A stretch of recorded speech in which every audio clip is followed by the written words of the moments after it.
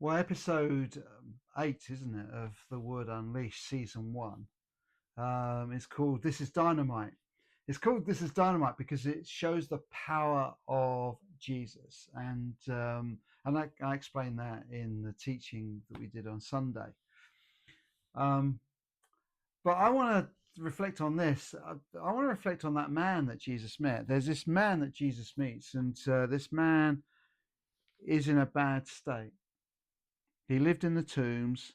No one could bind him any more, not even with a chain, for he had often been chained hand and foot, but he tore the chains apart and broke the irons on his feet. No one was strong enough to subdue him. Night and day among the tombs in the hills, he would cry out and cut himself with stones. Jesus meets him. Now, he was an unusual man, and we're all a bit unusual. So perhaps my thing might be I like wearing Converses or I like playing guitar. But this man was really unusual, very, very unusual. He was in a terrible state. And Jesus goes and meets him and he heals him and changes him, and his whole life changes. And he wants to follow Jesus. So, what does this tell us about Jesus? Jesus meets me where I am, whatever my idiosyncrasy may be. People may think it's a bit weird that I wear Converse or that I play guitar, but that's who I am. And we're all got our idiosyncrasies. Jesus knows this.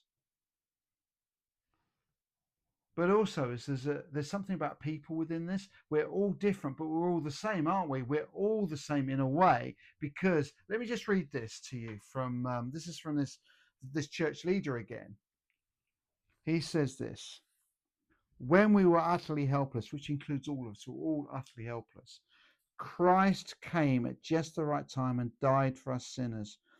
Now, it goes on about most people would not be willing to die for an upright person, though someone might perhaps be willing to die for a person who is especially good. But God showed his great love for us by sending Christ to die for us.